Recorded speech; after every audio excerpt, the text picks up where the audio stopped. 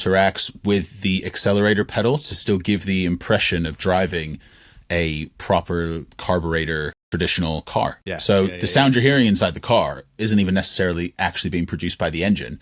It's psychosomatic to give you the experience that you want, which to me is weird.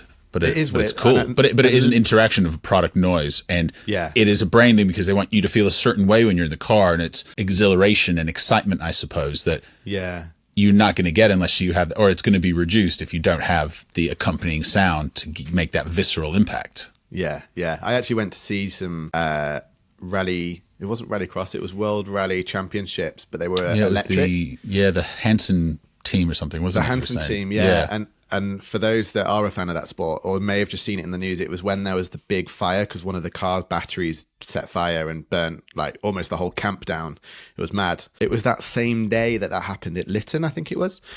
And I just remember this is, I guess, the contra to that is like when electric engines are pushed to their limit. And I've heard this on some of the Porsche Taycans before on the street, but there is still a noise, but it's just nowhere near like an engine noise. I mean, they're loud, those. If anyone gets a chance to see some like electric racing, they are loud still. Because there's still moving parts, isn't there? That's the thing. Like you are still using a battery to move wheels, and there is still a mechanism there.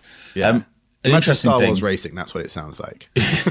A thing that I would be interested to discover is where I was talking about using sound strategically, and this misconception is whether sound is only for ads. And someone like Samsung knows that it's not just for ads, they're using it in their appliances. But I would love to know how the strategy translates to their ads from the sounds they picked for their washing machine, etc. If there's an ad about their washing machine, etc., for appliances. Do they use it, or does it relate to the song? Have they used some of the motif, etc.? Because it's really interesting. App sounds are really interesting. Like they're very, very, very, very helpful. Like on the washing machine, if I accidentally bump it, there's like a play button, obviously.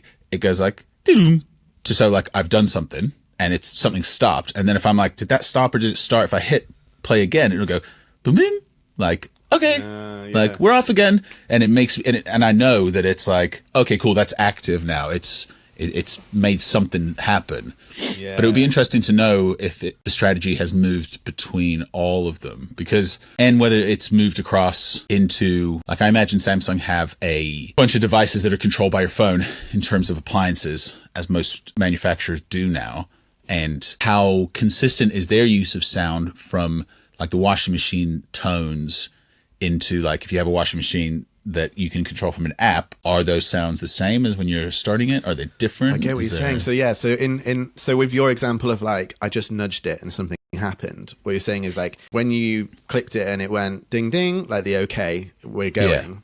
What you're saying is if I had the app version and I was in town and I wanted to start my washing machine, is the sound that would happen when I click go on the app the same as on the machine? Is that right?